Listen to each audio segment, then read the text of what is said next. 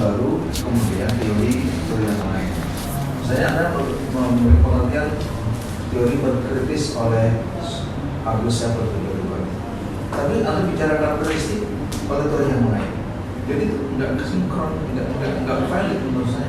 Jadi Anda dulu berpikir kritis menurut Agus itu seperti apa, karakteristiknya seperti apa, lalu dimensi berkritis menurut Agus itu seperti apa, baru kemudian Anda sandingkan dengan berpikir lain. Ini bercampur, nggak utuh. Jadi pengertian Anda ambil dari Agus, tapi ketika bicara karakteristik berkritis dari data lain gitu. Jadi nggak utuh. Baru kemudian kamu ambil dari yang itu ya. Terus kedua,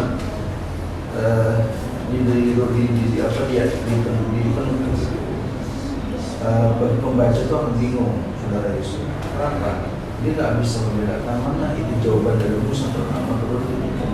Saya sarankan di akhir di bentuk itu Anda buat semacam huruf atau angka, mana yang menjawab pertanyaan pertama, itu kan semuanya kan jadi satu.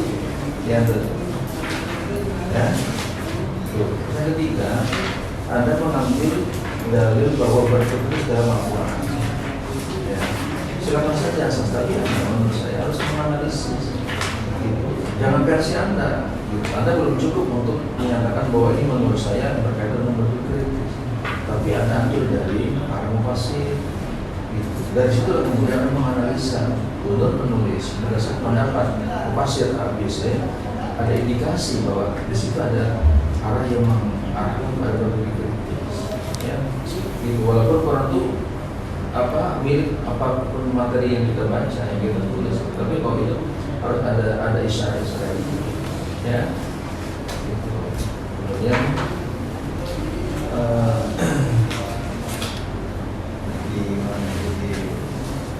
Bapak, Anda kan ambil tentang sejarah biografi di sekolah itu.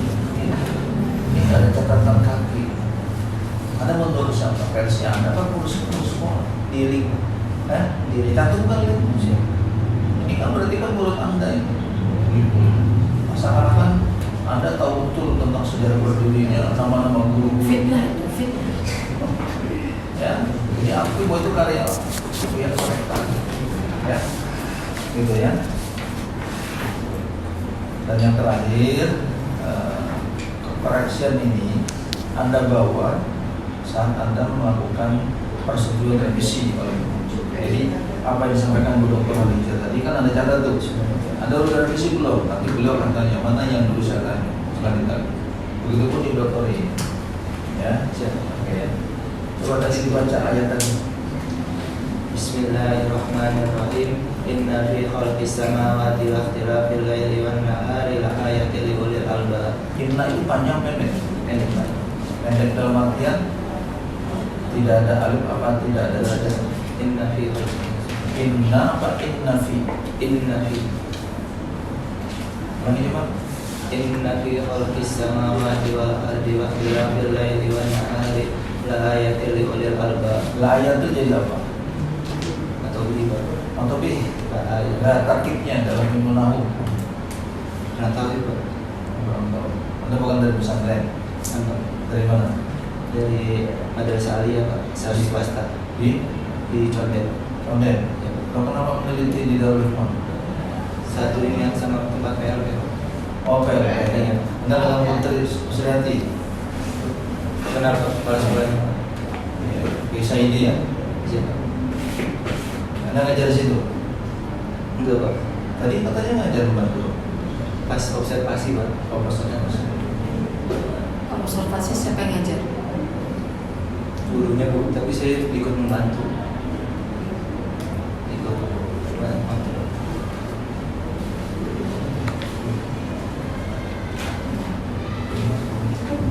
Baik, terima kasih pada Bu Dr. Hadijah, Bu Dr. Hadijah yang telah yang terakhir, saya mau mulai yang terakhir karena baru saja disampaikan ya terkait dengan kesimpulan. Nah, kesimpulan ini masih sangat abstrak ya. Ya, abstrak. Di sini saya udah kasih catatan sebenarnya kesimpulannya yang menjawab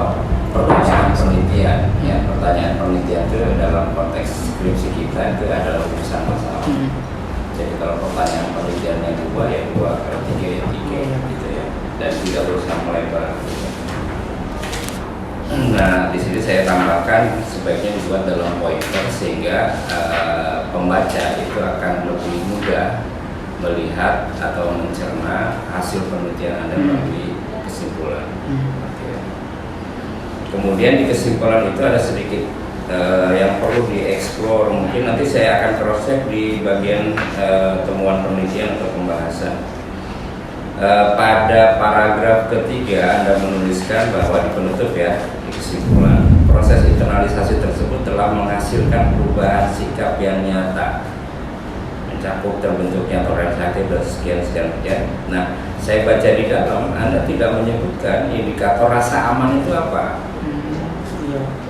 Anda begitu yakin mengatakan bahwa hasil penelitian ini terjadi perubahan sikap yang nyata. Salah satunya adalah rasa aman pada siswa. Tapi dalam pembahasan Anda sama sekali tidak menyebutkan indikator rasa aman itu apa. Nah, kesimpulan ini kan kalau dalam logika kan menjadi ada gap antara premis ya mayor atau minor dengan konklusinya. Anda tidak membahas tentang indikator-indikator ini semua, tapi kemudian Anda dengan yakin mengatakan bahwa internalisasi itu telah menghasilkan perubahan sikap. Bagaimana pertanggungjawabannya? Oh ya, mungkin karena di dalam pembahasan itu bisa dibilang karena catatan yang saya masuki ke dalamnya itu mungkin bisa dibilang hanya berbentuk narasi yang sangat panjang aja Pak. Jadi subbabnya ini benar-benar nggak dibatasi atau nggak tercantum subbab A, B, C. Oke. Di halaman berapa Anda menyebutkan indikator rasa aman yang dinarasikan? Iya.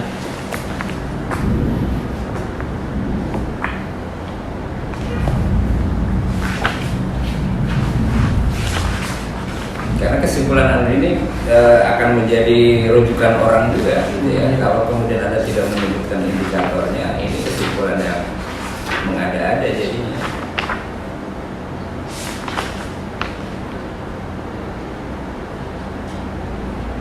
Ada.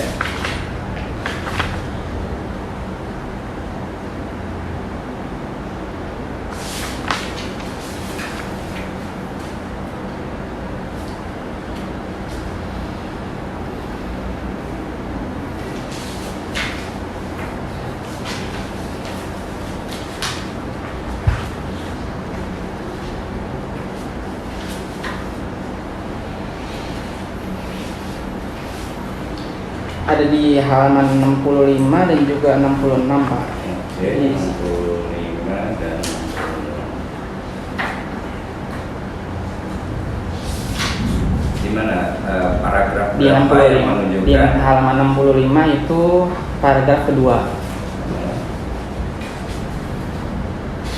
Apa yang Anda tuliskan? Ini integrasi nilai moderasi juga tampak dari pengalaman langsung siswa. Berdasarkan wawancara Gilbert dan Vincent serta Heidi dan Gracia menyatakan bahwa di kelas 9H tidak terdapat perlakuan diskriminatif baik dalam pelajaran maupun pergaulan. Itu satu. Kemudian di halaman 66 di paragraf paling bawah di sini praktik kerjasama lintas agama juga terlihat jelas ketika siswa saling membantu dalam menjelaskan percobaan asam basa. Baik siswa muslim maupun non-muslim terlibat aktif dalam diskusi dan pembagian tugas kelompok. Situasi tersebut menunjukkan bahwa perbedaan agama tidak menjadi penghalang dan interaksi sosial maupun akademik. Hal ini diperkuat oleh pernyataan Gilbert dan Vincent yang menyampaikan bahwa mereka tidak pernah merasa terkucilkan selama belajar di kelas 9H meskipun menjadi minoritas. Ini seperti itu Pak. Jadi indikator apa itu? Toleransi, rasa takut, rasa aman atau apa? Itu bisa rasa aman Pak. Iya. Jadi ketika saya wawancara juga mereka berdua antara siswa non muslim ketika kelas 7 ini pernah merasa terdiskriminatif karena karakter kelas 7 yang baru, teman yang baru. Nah kemudian ada perubahan siswa ataupun perubahan karakter masuk ke kelas 8 dan sampai di kelas 9 mereka itu mulai merasa rasa aman dan nyaman. Ketika di kelas 9 tidak ada masalah diskriminatif lagi.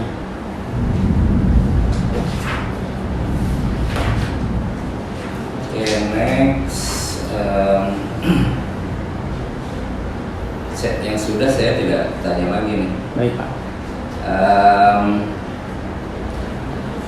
Tapi memang ada kaitannya dengan yang ditanyakan oleh penguji pertama. Konsep nilai moderasi beragama yang Anda gunakan itu konsep yang benar. Padahal secara faktual, term moderasi beragama itu yang mengeluarkan Kementerian Agama. Gitu. Tapi Anda kemudian lebih banyak menarik pengertian-pengertian yang dimunculkan oleh beberapa ulama. Iya. Gitu ya. Nah, harusnya di bab 2 Anda justru fokus pada nilai ataupun konsep moderasi beragama yang dikeluarkan oleh Kementerian Agama dengan indikator-indikatornya itu. Baik Pak. Terus, karena tadi udah ditanyakan ya, jadi saya mungkin lebih ke saran supaya konsep moderasi agamanya diperjelas. Pendapat para ulama atau pakar itu memperkuat saja konsep moderasi beragama itu, tapi tidak dijadikan rujukan utama dalam konteks penelitian ini karena Anda menggunakan termnya adalah moderasi beragama. Ya kalau menggunakan rumusan Yusuf Qaradawi, Tawassul atau siapa namanya Quraisy Tawassul, itu kan konsep yang lain dan Anda tidak menyebutkan itu dalam judul kan, Anda menyebutnya moderasi beragama. Maka yang harus dijadikan rujukan utama dalam basis konsepnya itu adalah konsep yang dikeluarkan oleh Kementerian Agama tentang moderasi beragama. Dan itu harus clear di dalam bab 2. Baik. Kemudian yang kedua tentang variabel berikutnya tentang karakter multikultural. Terus terang saya itu baru tahu ada istilah karakter multikultural. Dan dalam bab 2 saya cari-cari yang disebut karakter multikultural itu apa, tidak ditemukan. Anda hanya menyebutkan pengertian multikultural, itu beda. Multikulturalisme juga beda. Gitu. Ini karakter multikultural. Gitu. Nah, Anda mengambil konsep karakter multikultural itu dari mana? Dan bagaimana penjelasannya? Di bab 2 saya buka berkali-kali kok nggak ketemu karakter multikultural itu apa? Karena kita kebetulan dua-duanya ngajar civic education. Di mana? Apa karakter multikultural itu? Dari mana term itu Anda ambil?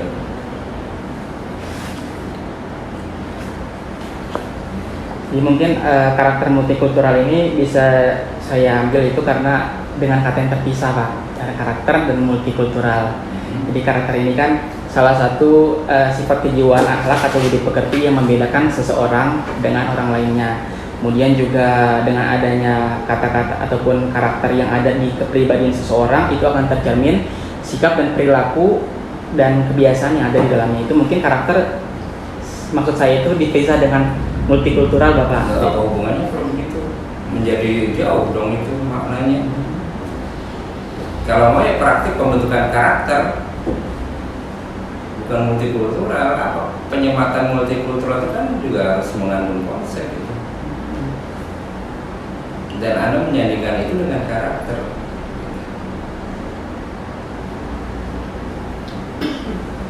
Iya. Di dalam nanti ada banyak juga inkonsistensi penggunaan term itu ya di dalam tulisan-tulisan itu akan kelihatan apa? Karena lagi-lagi tidak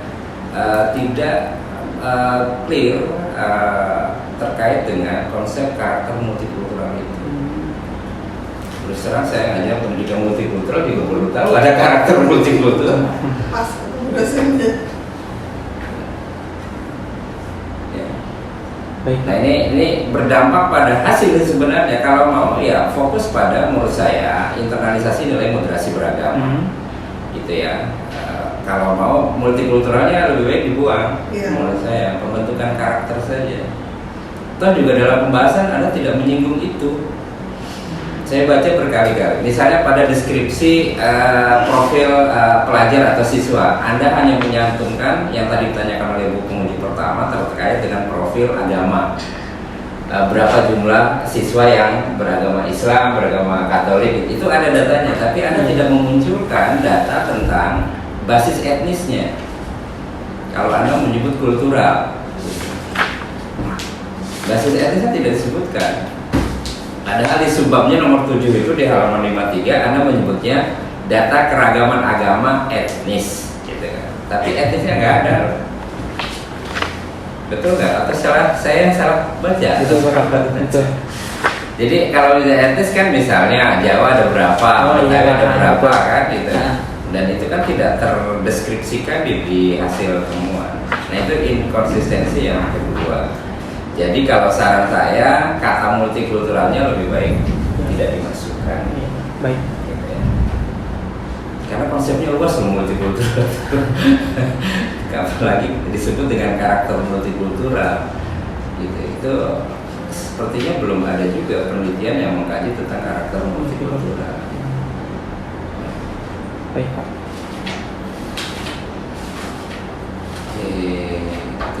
Itu saran yang pertama terkait itu. Izin nih Pak Ketua, Pak Bu Dokter.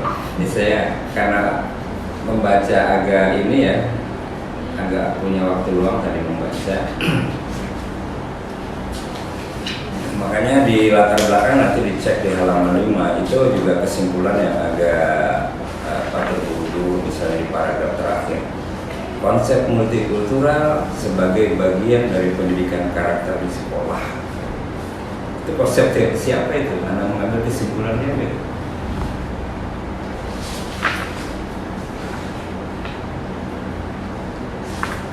Dari halaman 5 paragraf terakhir Anda kemudian membuat statement. Sementara itu konsep multikultural sebagai bagian dari pendidikan karakter. Apakah ada konsep multikultural berbicara tentang pendidikan karakter? Kalau ada, teorinya siapa? Karena membuat statement itu tidak bisa semua kita.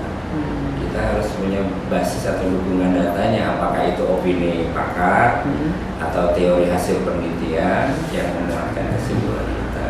Jadi statement itu tidak sembarangan kalau dalam karya akademik. Nah, ini harus, kalau ada sumbernya monggo dicantumkan, kalau tidak ada saran saya ini dihilangkan. Tapi kalau Anda punya rujukannya atau punya sumbernya ya silakan. Kemudian perintilan teknis ini saya cek di halaman 6. Ya lagi-lagi karena basis penelitian ini kan tertuang di dalam dasar pemikiran salah satunya ataupun argumentasi mengapa kemudian melakukan penelitian. Di halaman 6 paragraf terakhir juga Anda menyebutkan, oleh karena itu penelitian ini tidak hanya berfokus pada pemahaman konseptual mengenai moderasi beragama dan karakter multikultural, tapi juga berupaya melihat implementasi secara nyata. Berarti yang Anda perlu jawab di sini itu tidak harus juga bicara konsep. Artinya menurut para siswa yang disebut moderasi beragama itu apa dan nilai-nilainya apa? Itu apakah ada penelitian Anda mengungkap itu atau tidak? Gitu. Karena konteksnya adalah pemahaman konseptual, ya kan? Iya Pak. Sementara yang saya lihat di dalam hasil penelitian itu tidak sama sekali mengungkapkan pemahaman atau pengetahuan konseptual si siswa terhadap moderasi beragama, tidak ada. Atau kalau saya kelupaan lewat itu bacanya boleh ditunjukkan, tapi saya baca berkali-kali tidak ada data atau informasi yang mendukung statement ini di dalam hasil penelitian. Baik. Kalau tetap ada statement ini, maka Anda harus lengkapi dengan informasi atau data tentang pengetahuan siswa terkait moderasi beragama. Kalau tidak ada datanya, baiknya statement ini dibagi. Baik Pak. Agak teknis sih memang. Kemudian di halaman 7 saya memang seringkali agak ngoprek-ngoprek di bab awal, Pak Ketua, mohon izin. Ini identifikasi masalah ya. Identifikasi masalah ini ada 5. Nomor pertama, kurangnya pemahaman tentang moderasi beragama pada siswa SMP. Ini SMP yang mana yang kurang?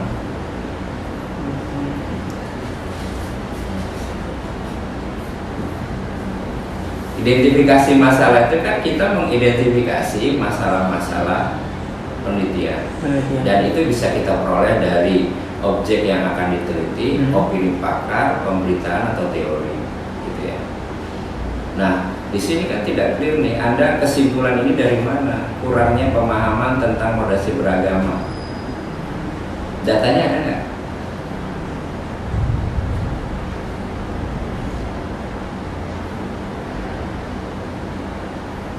Itu mungkin ada tapi Ada tapi tidak dicantumkan. Ya jangan disebutkan loh. Terus yang kedua tadi SMP-nya SMP mana? SMP banyak loh, nanti pada protes semua SMP. oh iya Nilai moderasi beragamanya dianggap kurang. betul Pak.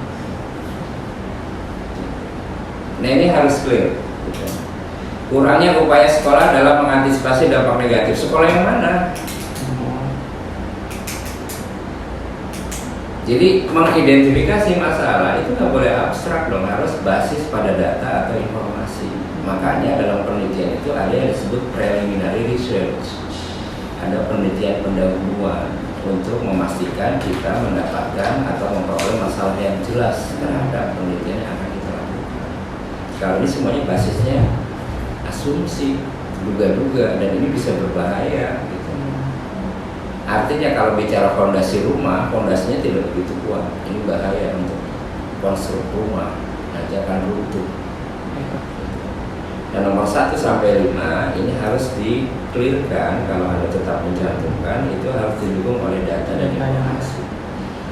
Terus harus clear itu SMP-nya SMP mana, sekolahnya sekolah mana, siswanya siswa mana. baik Pak. Ya, semua SMP nanti pada protes, semua sekolah bisa protes. Kalau saya di judgement kurang mengantisipasi dampak negatif gitu. Padahal misalnya sekolah-sekolah itu sudah melakukan banyak aktivitas. Gitu. Iya Makanya di bagian ini perlu didukung oleh data atau informasi ya. Data itu bisa berdasarkan riset Anda dengan preliminary research atau hasil penelitian orang lain terhadap kasus atau masalah yang sama. Kemudian setelah identifikasi masalah dalam skripsi itu memang ada batasan masalah. Secara teoritik yang disebut batasan masalah itu adalah mengambil sebagian atau salah satu dari masalah yang sudah ada Anda identifikasi pada bagian sebelumnya, bukan memunculkan masalah baru. Makanya disebut batasan masalah. Kenapa perlu dibatasi? Karena identifikasi masalah misalnya ada 5 nih. iya Pak. Kita itu bukan Superman yang bisa menjawab semua masalah. Maka dari 5 ini kita akan ambil 1, 2, atau 3 dari masalah yang sudah dituliskan. Baik Pak. Gitu.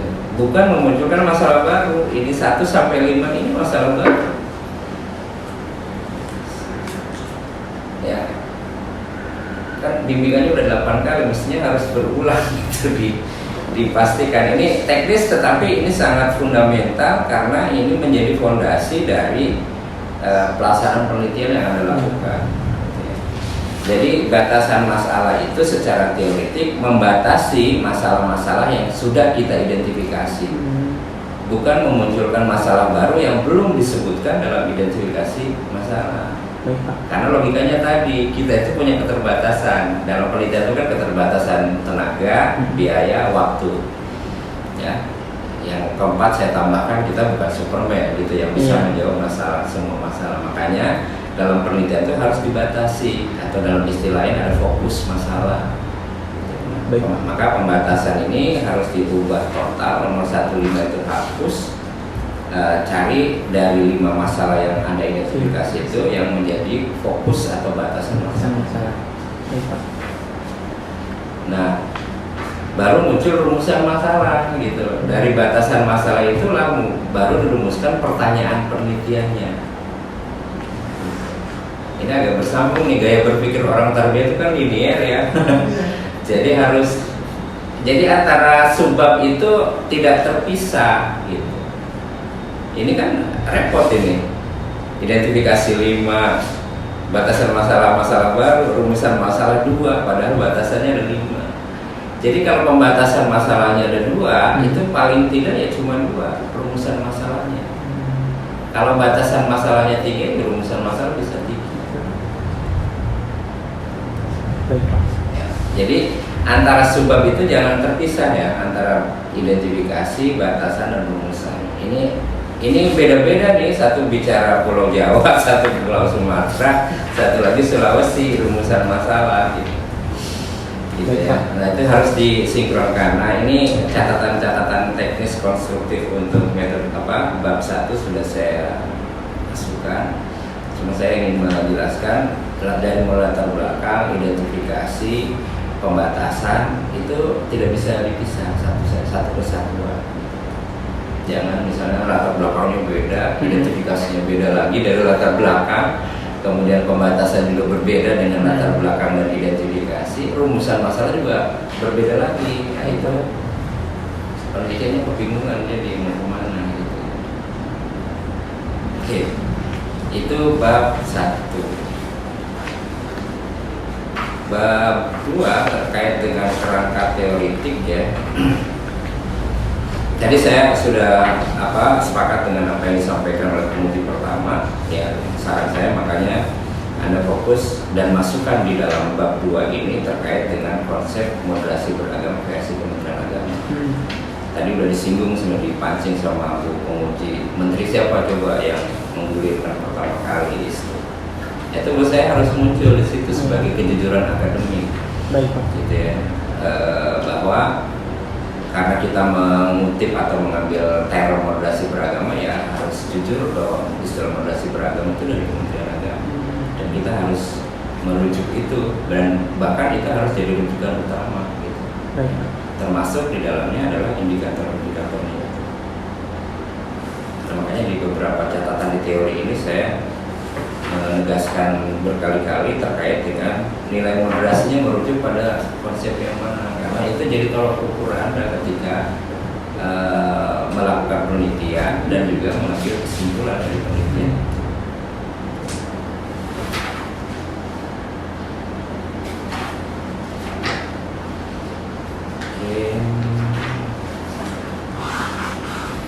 Ya, yang multikultural clear ya, sebaiknya dihilangkan karena di bab 2 itu dari mulai halaman 24 saya baca tidak ada yang menyinggung secara spesifik tentang karakter multikultural.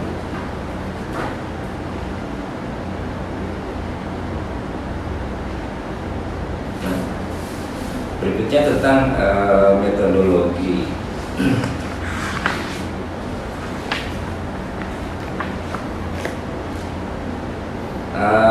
Anda menyebutkan metodenya adalah penelitian kualitatif field research. Ini konsepnya siapa nih? Saya baru dengar nih. Di B, metode penelitian. Ini satu paragraf doang nih.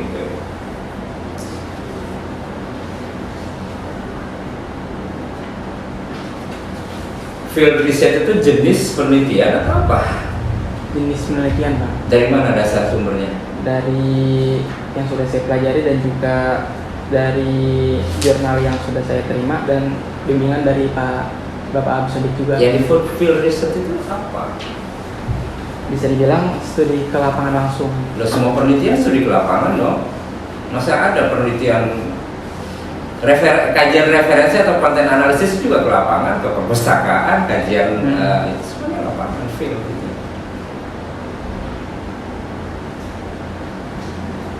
Jadi mendalami, masuk ke dalam tempat yang ada, jadi Pak, pendekatan kualitatif yang saya terapkan, yang saya lakukan jadi gitu Pak. Bukan, saya tanya teori ini, bukan ada yang penelitian kualitatif itu ada berapa jenis deh. Anda kan menggunakan kualitatif, ada nggak field research? Yang saya tahu itu kualitatif deskriptif, kualitatif fenomenologi, etnografi, dan salah satunya field research ini. Dari mana teorinya? Dari buku siapa itu? Ada field research.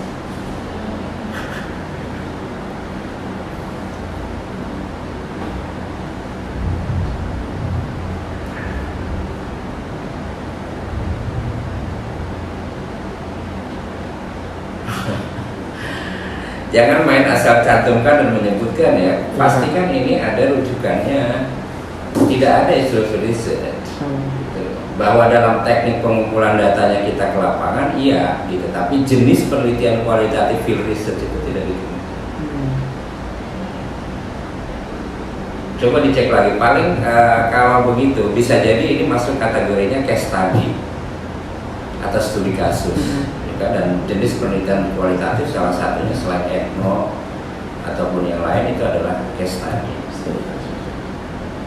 Coba dicek lagi. Karena ini makanya di sini saya beri catatan kalau betul ada istilah jenis penelitian field research dalam kualitatif ini sebutkan referensinya.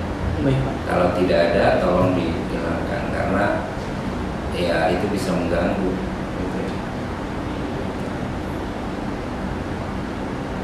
Kemudian jenis dan sumber data. Nah pada bagian ini Anda langsung fokus saja, tidak perlu mendefinisikan data yang kuantitatif atau data kualitatif karena Anda kan sudah memilih metodenya adalah kualitatif. Jadi, fokus saja pada langkah-langkah atau jenis dan sumber data kualitatif itu apa saja dalam konteks penelitian yang Anda lakukan.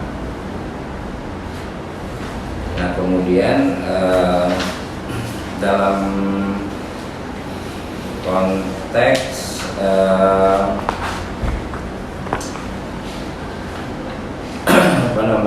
keabsahan data ya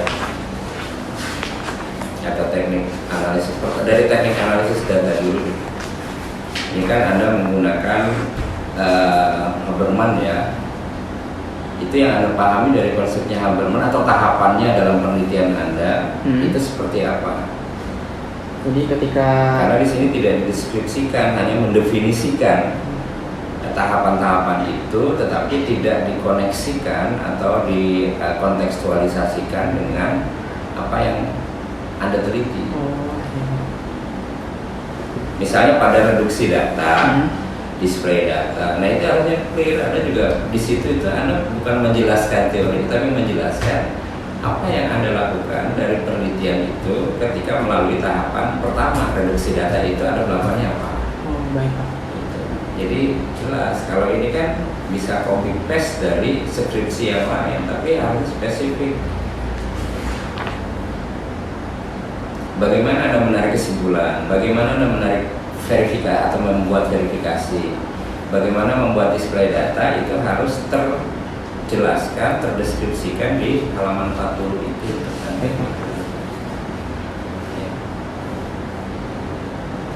Jadi dijelaskan dan dihubungkan dengan penelitian yang dilakukan.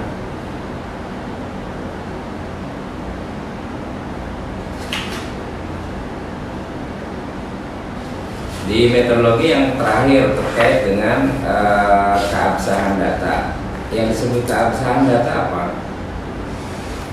Keaslian data tersebut, Pak. Iya. Dalam penelitian kualitatif kita mengenal term itu atau tidak? Mengenal Cara mengujinya deh, kalaupun mau memaksakan itu ada. Cara menguji keabsahan data dalam penelitian kualitatif yang Anda lakukan seperti apa? itu dengan triangulasi data. Jadi ketika saya wawancara dengan pihak wakil kepala sekolah, wakil sekolah bilang apa, kegiatan apa, saya konfirmasi lagi kepada guru PAI yang ada apakah benar adanya di sekolah ini. Kemudian nanti diverifikasi lagi ataupun dikonfirmasi lagi kepada siswa apakah benar detailnya seperti apa yang ada dalam kegiatan tersebut. Jadi saling menguatkan data dari informan yang A dan selanjutnya, Pak. Nah di sini kan tidak disebutkan secara detail tentang triangulasi. Nah, variabel triangulasi yang Anda lakukan itu apa saja? Anda melakukan triangulasi misalnya, yang ditriangulasikan apa saja?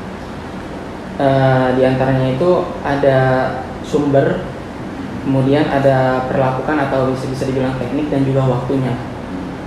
Nah, Anda melakukan konfirmasi itu atau triangulasi? Iya, melakukan, Pak. Buktinya mana? Saya nggak menemukan di lampiran Anda melakukan triangulasi. Itu mungkin ada di teks wawancara, Pak. Iya, tapi kan justru kan Anda melakukan triangulasi kan? Iya. Misalnya ada informasi ini belum clear, ditriangulasikan dengan guru yang lain. Iya, Pak. Hasilnya apa? dengan siswa hasilnya apa gitu. Iya Pak. Baru ada muncul kesimpulan dari triangulasi itu. Ini nggak ada. Ini tuh belum saya cantumkan Pak. Datanya ada. Ya ada. Serius? Sesuai dari wawancara yang saya Iya. terima. Jadi tahapan triangulasi ini dilampirkan. Anda triangulasinya siapa dengan siapa? Apakah triangulasi waktu? Mencocokkan waktunya, mencocokkan atau mensinkronkan informasi yang diperoleh, itu harus clear. Karena kekuatan kualitatif itu. Baik Pak. Kalau di kuanti kan Anda mendisplay data selesai, para pembaca gitu ya, tinggal kemudian menginterpretasikan dari data itu. Tapi kualitatif itu sangat bergantung pada kejujuran langkah-langkah yang kita lakukan.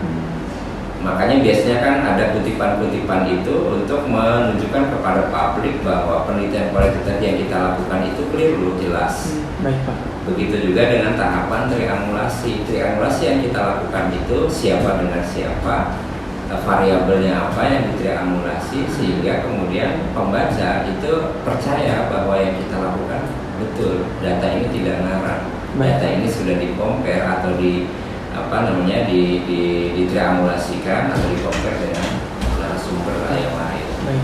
Gitu ya. Ini tidak muncul di bagian ini, makanya nanti di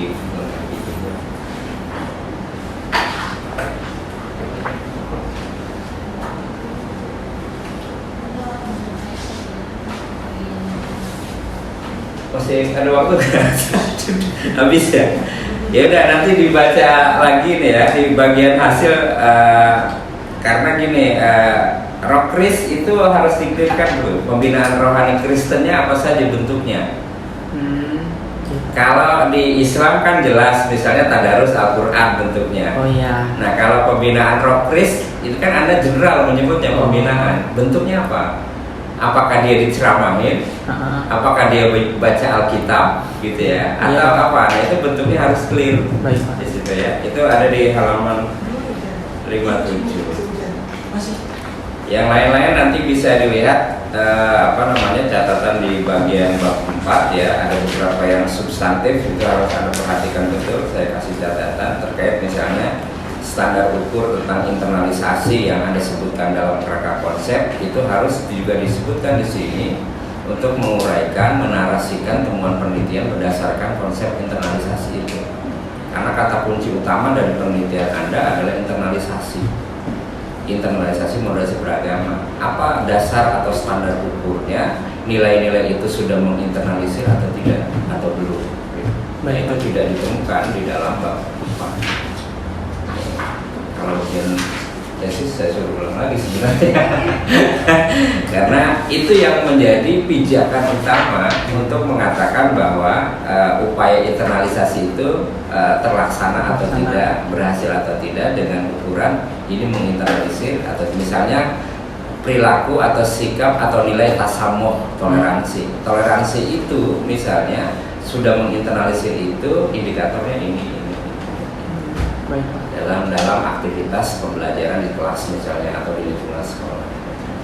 Karena Anda kualitatif sebenarnya akan lebih mudah itu bebas menarasikan karena kemudian bisa melihat perilaku apakah tasamuh itu menginternalisir atau tidak. Itu ya. Iya baik.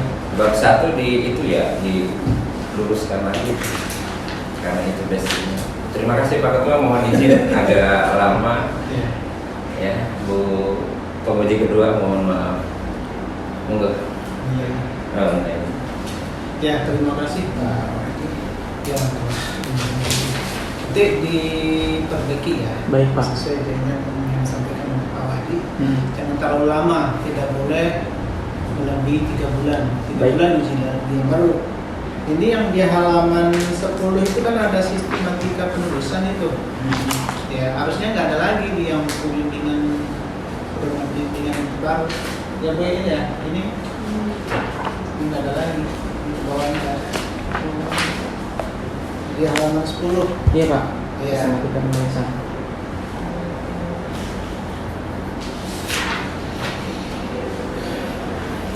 Sudah? Nanti diperbaiki. Ini belum bisa diumumkan ya? Iya Pak. ilmuwan kayak itu pembimbingnya. Pembimbingnya sudah ada nilainya. Oh. Tadi belum ada. Oh.